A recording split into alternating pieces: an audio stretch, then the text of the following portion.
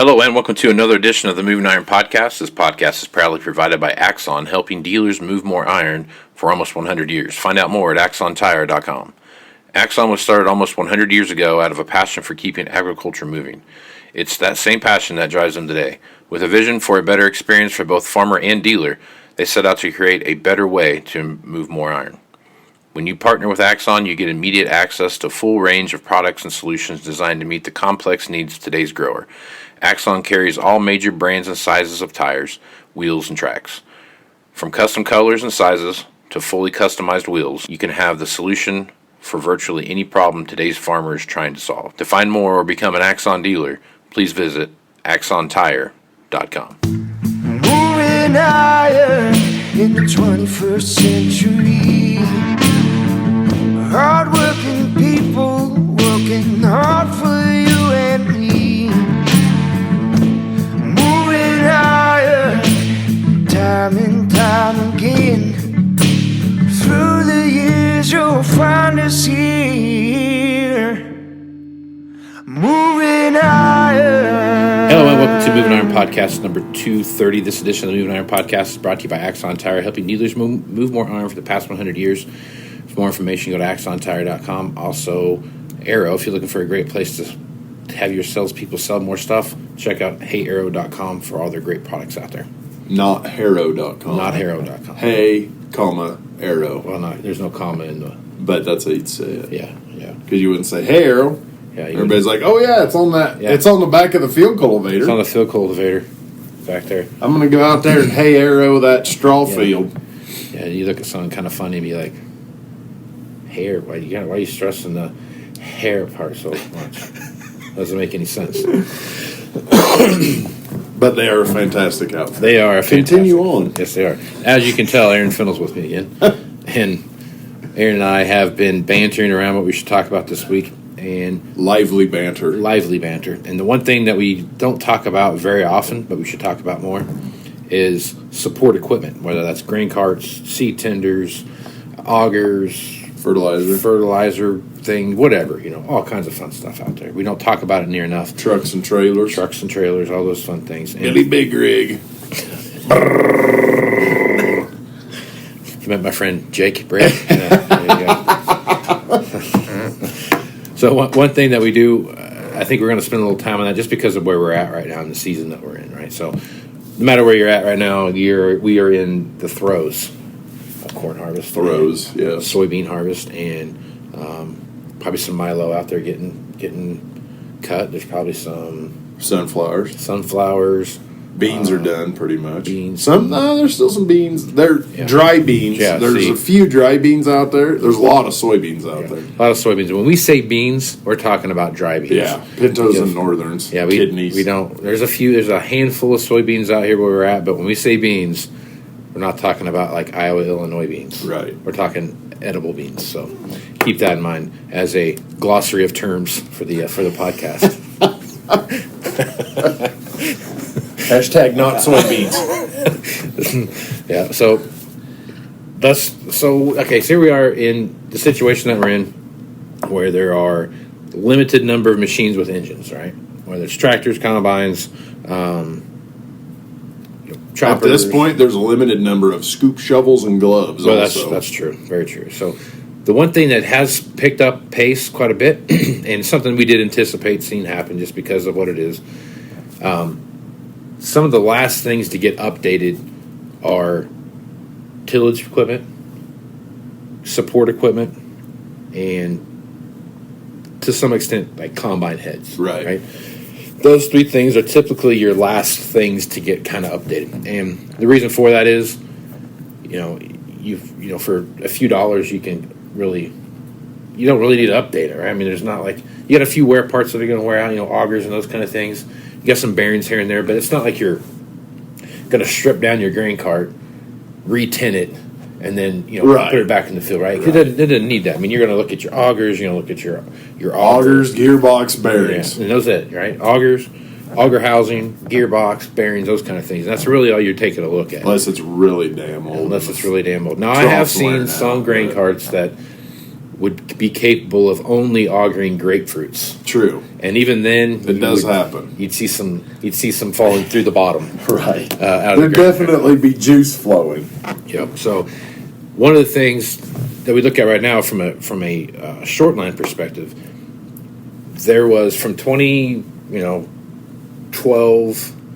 13, 14, and you had a lot of new short lines getting sold because people had money, right? Right. So 14, 15, 16, 17, 18, 19, 20. Kind of like in 19, you could probably buy a lot of new. Right, 15 or 16 grain carts, augers. Exactly.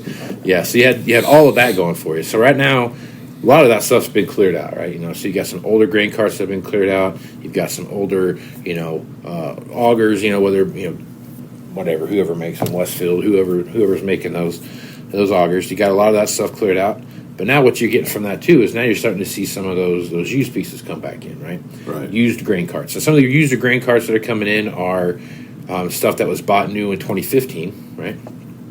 And they've got 2 or 3 seasons on them because it was the 17 or 18 year that they bought the 15, right? So it's got 2 or 3 years on this thing. Now they're updating it to maybe they're getting a bigger cart. They're going for Which, for a grain cart, that's pretty good timing. Oh, sure. Depending on acres, bushels, all that kind of shit. But 4 years, 5 years, right on. And some of these people, too, they're going from a 1,000 bushel cart to a 1,200 bushel cart or a 1,300 bushel cart. Some guys jump to a 1,500 bushel cart. It just depends on what they're doing in their overall. Some guys are going to a rail car on tracks. Some people are doing that. Yeah, that's for sure.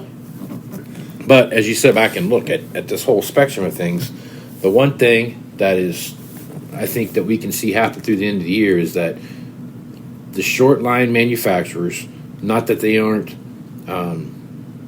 saddled with the same problems that the mainline manufacturers are, but it's a different kind of problem. Right. They're not waiting on chips. They're not waiting on this. They're just, they're looking at steel and rubber, and they're looking at which are labor. both a dumpster fire, but getting a coil of steel in is probably easier than getting a microchip in. Yeah, at this which is batshit crazy, but that's the world we live in. Yeah. Now, granted, by the time he orders that steel, and then you wake up the next day, it got higher. Right. And then by the time that coil's done, it got higher. Yeah. And then as soon as they set it on that truck, it got higher. Right. So what you order and what shows up might be 2-3 times what it started at. 5 price increases but you later. can get it. But you can get it. That's exactly right. So when you look at that perspective, to me, I think that... Which makes you wonder, are the majors holding out because it's not their price for chips? Like, are there chips they just won't pony up? I think as much as I... Or do you think 11 billion farmers pissed off, where's my machine, would prevent that from happening? I would think the latter would prevent that The from 11 happening. billion. As much as I like a good conspiracy theory, and I like a conspiracy And I do. theory. Yeah. You do, yes. As much as I enjoy yours. That way I don't have to mess with it. You do enough for both of us. I do enjoy a good conspiracy theory, but I don't think that's one of them, because if that were the case, whoever came up with that idea probably wasn't thinking right. Like, you think they'd want to hoard the chips and not let other people get them, but instead they all got together and said, "Hey, guess what? Everybody pretend like there's a chip problem. Every single one of us." I think that part could be true. I think that's ridiculous. They get together and pretend there's a problem? That's ridiculous. I don't. What else is it? It's a labor problem. It's a logistics problem. It's not steel from Rona. It can't be. Well, All yeah, that it stuff could be. Everything is. I drove yesterday through Alliance, Bridgeport, Sterling, and Sydney. Right. Okay. Did little store visit day. And while on that path, there is not one damn building I saw that does not have a we're hiring. Yeah. Why doesn't everybody get off their ass and go to work? I realize that's not directly related to this, but in the flip side it is, because we have nothing to sell because people won't go to work. I think that's some of that. I think that's a big part If of you it. could put this hamburger together, perhaps you can put these wheels on a disc Yeah. And shockingly enough, and get way more pay for that. well, in today's world, I watched the McDonald's the other day where it was, where was it at? Oh, we're in Nashville. It's in Nashville. It's in like McDonald's. $18. $18 an hour, and they're going to give you $500 sign. Yes, I saw that too. $500 To go to McDonald's. go to McDonald's and go to work. Can you believe that? Damn. And not only that, underneath that, they said we pay daily, and I asked, what does that mean? Well, they're just going to pay you for the day that you work because they're not for sure if you're going to come back tomorrow. Right. So they're going to give you an incentive, like, I'll tell you what we'll do.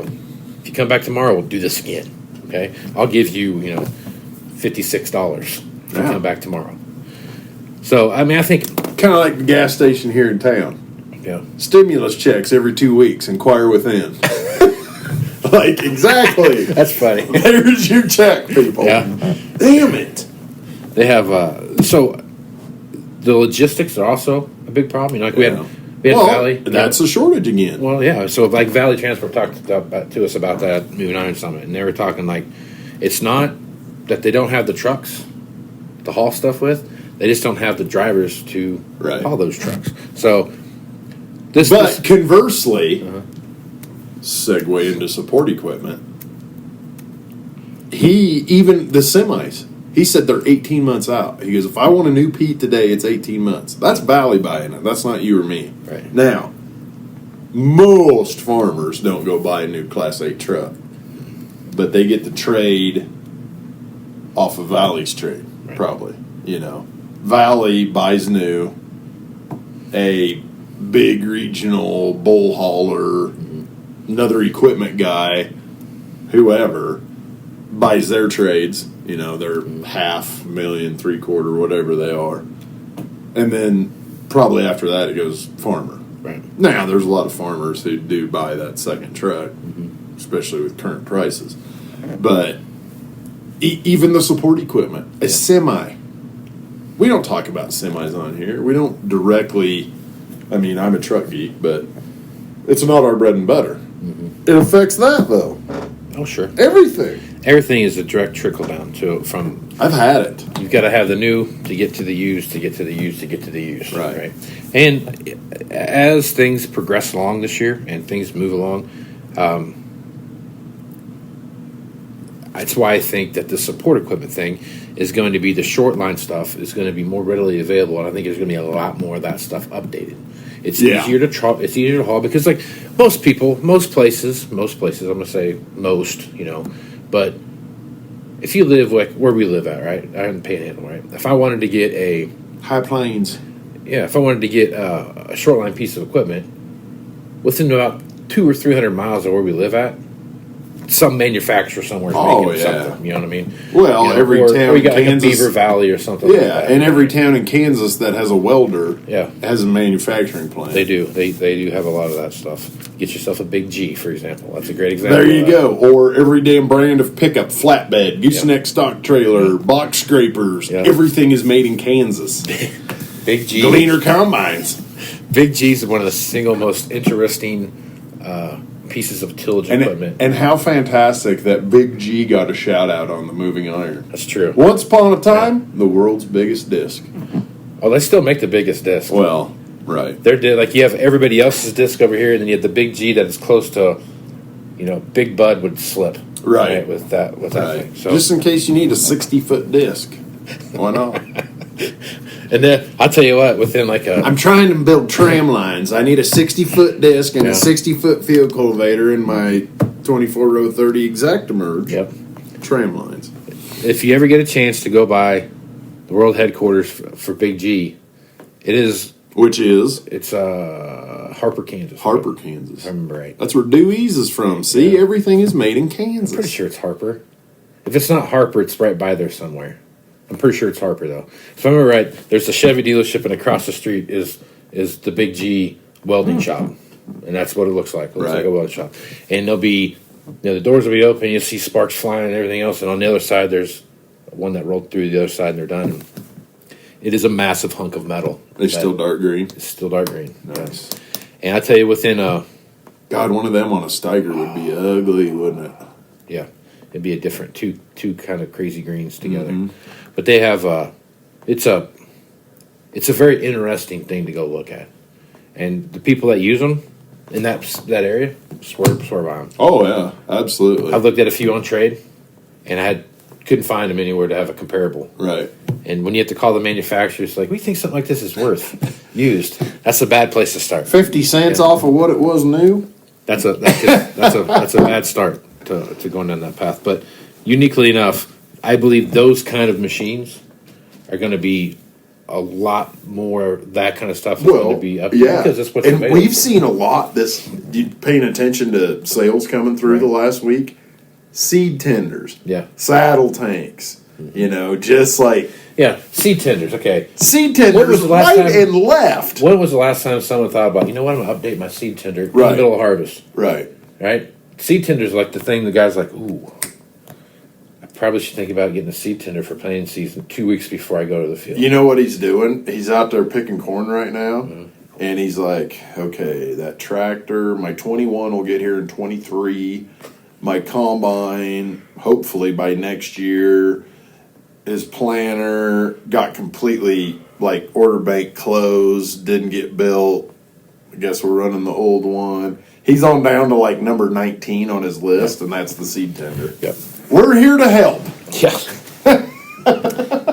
Now, I want that Kawasaki engine. I don't want that Honda. Yeah. Ooh. Fresh out. We got some Tecumsehs. Yeah. We got a whole pallet of Tecumsehs on the way. Now, we do have those Briggs and Strattons back there. I'll keep what I got. Can you just put a hydraulic motor on that? Turn that off my PTO. Is that possible? But yeah, they've got... So, not only that, too, but if you take a look at short line tillage manufacturers... Yeah. That's like the number one short line. Sure. You got your Landauls, you got your Degelmans, you got your... Sunfly. Well, trying to think about, Kuhn Krause. But there's still that's a Kuhn product. So I mean, there's a but that's still a short line. Yeah, true. And then you've got a Kuhn Krause tractor? No, you can't. Nope, short line. That's a good point. But with that being said, I think those kind of things are going to see a little more speed. Great Plains. Yeah, that's Kubota though. Kubota, yeah. Sort of. I mean, it's Kubota owns it, but they still have the Great Plains name. Yeah, I think they're still Great Plains. Yeah. They're just not the Applequist family. Like the Land Pride.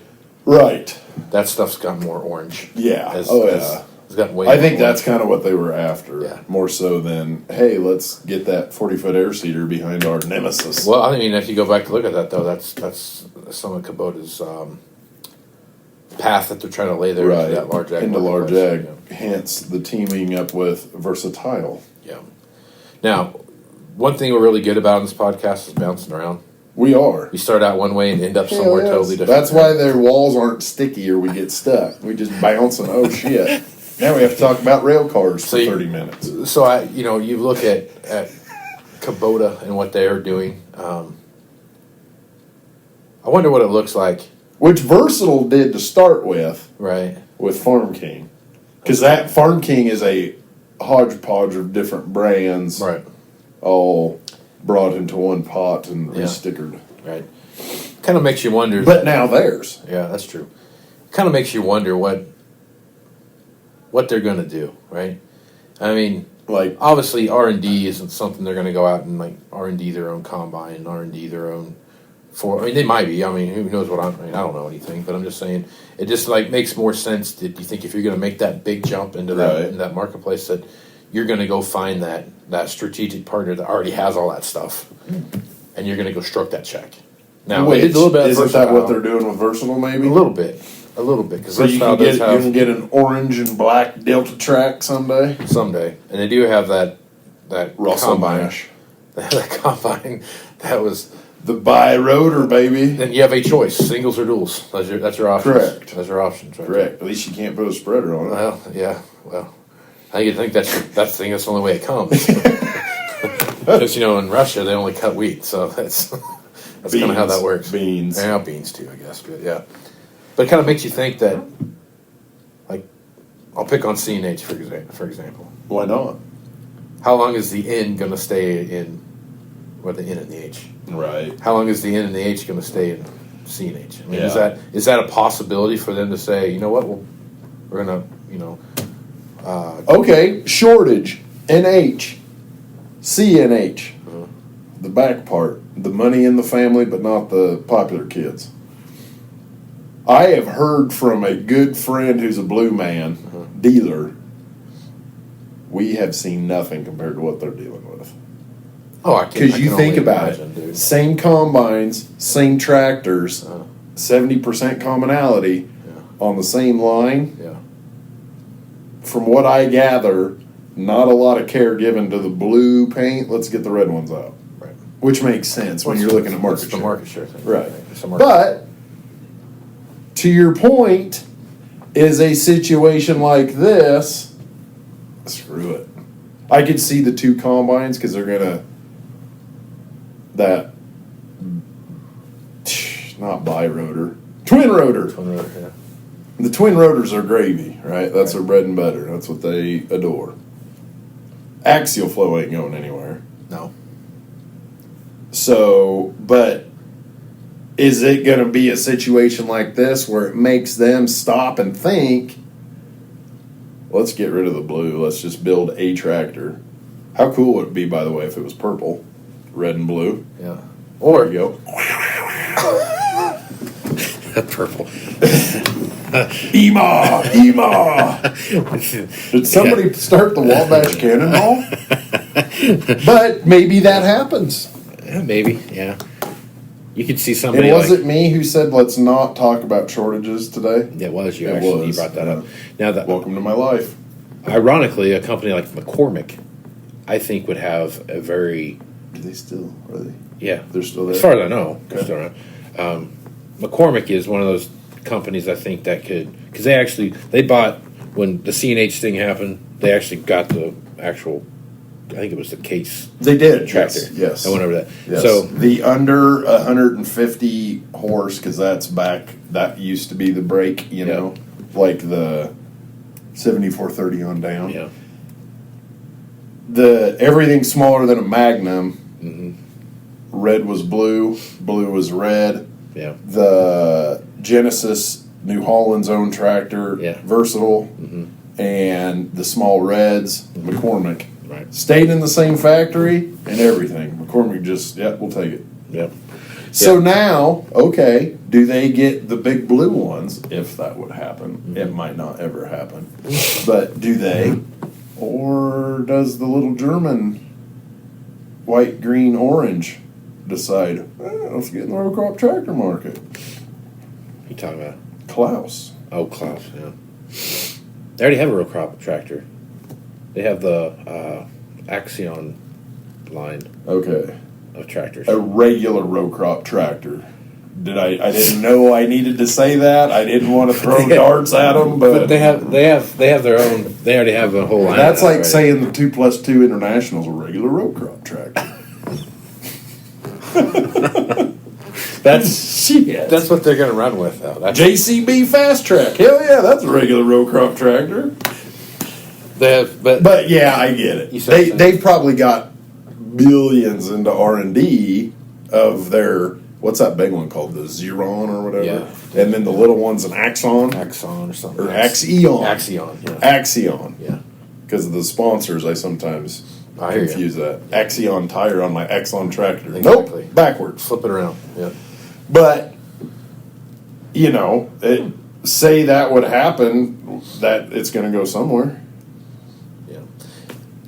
The only real thing that would ever stop this from happening would be if, for example, take the New Holland thing.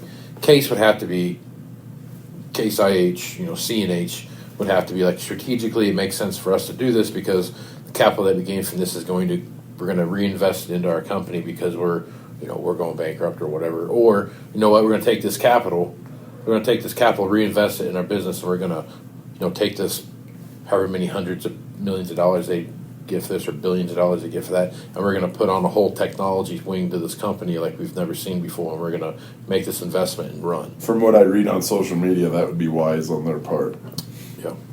Or what they might do is throw a bunch of money at their dealers and say, go get them. That could be two. It could be a two, but That happens. But That happens for every color, Sure it so does. that'd be Sure we does. got rid of our blue tractors, and now we got 70% market share. Yeah. Buying business. Yeah, I don't know. The fundamental issue there, I think that would be Maybe they go full autonomy, huh? Yeah, they could, but the big lagger there that would stop any of this from happening is why would we allow Kubota to become a player now? Right. Exactly. Right? So that's why none of this is ever going to happen. You're keeping it in the boys' club right now. Yeah. Right now they're going to be like none of that's ever going to happen. I don't foresee anything like that ever happening. Right. Now I could see them saying like, okay, versatile. We got the tractors over here. We got the higher horsepower 4-wheel drives. We've got the row crop tractors, and all we need now is a hay and forage line, and we're going to go look at Krone. Who says that? Like Kubota. They already have their own hay stuff. Well, we're talking like big square balers, choppers, Right. not 3x3 roundhouse. And tedders. But yeah, I get it. They could piecemeal a lot of things together with that. I mean, they could take a look at Oh hell like yeah! nitro You do it sprayers, on your farm. right? Yeah, I mean, you could take Very rarely is a guy one solid color, right? who makes the New Holland? Is it Nitro or is that a Miller? Miller, The Miller Nolan? Saint, Yeah. Nazi, So you get Nazi or It's whatever. Aussie. You can. I don't think it's Nazi. I don't think so. But Apologize.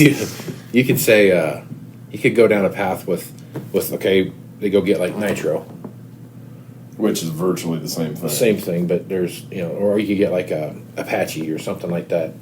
Where you could take those things like that, and you could start piecemealing these one-off, almost like a short lines type You could. deal, and you could build this thing around. We could have Bezos machine. Well, that's what Agco did. Yeah, that's all Agco is. Yeah. This one. Oh, we don't need White. Yeah. We don't need Alice. Yeah. They're gone. They're Yeah. gone forever. Lots Yeah. of big giant tears here that there's no more orange tractors Yeah. made in America. But that's what happened. Yeah. Agco, It took them 20 10 years of building 3 colors of tractor, then they added a 4th, and then they went to 2. Now they're down to 1. And now they're back to 3. Fat Massey Challenger. I don't think they make Challengers anymore. Oh, really? I don't think. Really?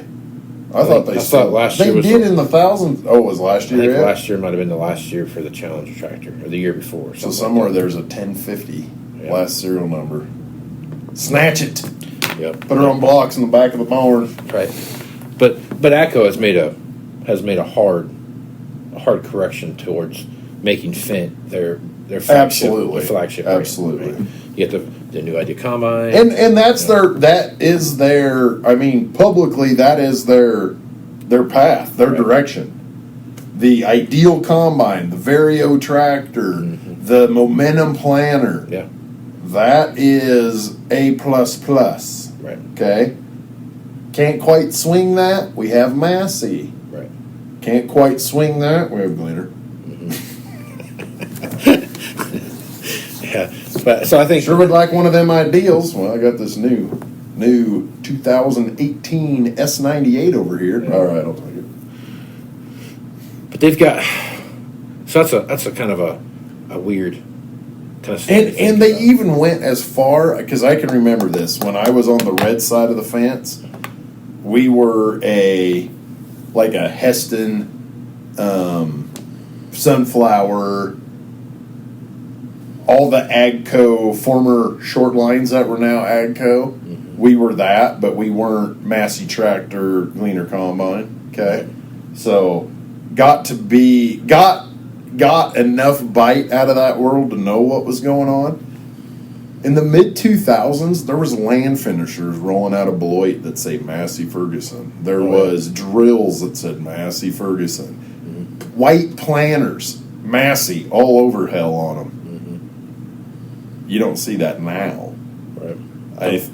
Like they tried to back then. This is our brand. Right. Like eeny meeny miny Massey. Right. Okay. And go with it. Yeah, when I was on the Challenger side when I worked, Which that would have been about the same era. there were three different options that you could get. You know, you could get the Challenger Combine, which was the same as the Massey Combine. Right. I forgot about that had, one. But all it had was different fairings, like a different Right. fiberglass on it, right? Some of the Gleaner Combines were the same. The A's. The A's. Which was short-lived. Right. But then some of the, but then you had your traditional, like the S Series, which is a different combine, right? Right. Now, on the flip side of all that. The modern-day N7. Yep. The idea behind the Challenger line was that it was going to be The premium. the high spec. Like, I remember going, like, we'd go bid stuff Right. for like the county, and the guy that had the Massey tractor, like, I don't even know why we tried, right? Because it was just a waste of time. Because our base spec tractor, the base spec Challenger tractor, was like a 3/4 high spec Massey tractor to start with, right? So, like, instead of having every possible option it had, it just had 75% of them. You know, they had, you know, like Deere had the, what was that, the 6415 or whatever that was, or 6405. Oh, yeah, or the whatever. Mexican-built tractors. And those were designed for governmental bid tractors, right? Right. Massey had that, Deere had that, New Holland's had it forever. You know, they've had, all those people had it. And then you had the Challenger line that was like, if you really want your guys to be comfortable in a whatever, here you go. This is like, you know, so you know, it was like a $20,000 or $30,000 per tractor. You know, Right. Getting, even when you used all the muni programs that were out there and everything else, you just got annihilated, right? The one thing that AGCO has done now is they've taken that out of the box, you know, and they've really put in it, and they're putting all their chips into the Fendt side of it. Yeah. And that Fendt side is going to be, eventually, that's going to be AGCO, Right. right? I don't know that they're going to keep the, you know, who knows what happens with Massey Ferguson? What does that look like? Who knows? I don't know. Globally, Massey will never, ever disappear. That's why they never did. Growing up in that realm, okay, and every year that passes, you drive another half hour to get parts. That's America, but the rest of the world loves the triple triangles. Sure. They always have. They always will. Yep.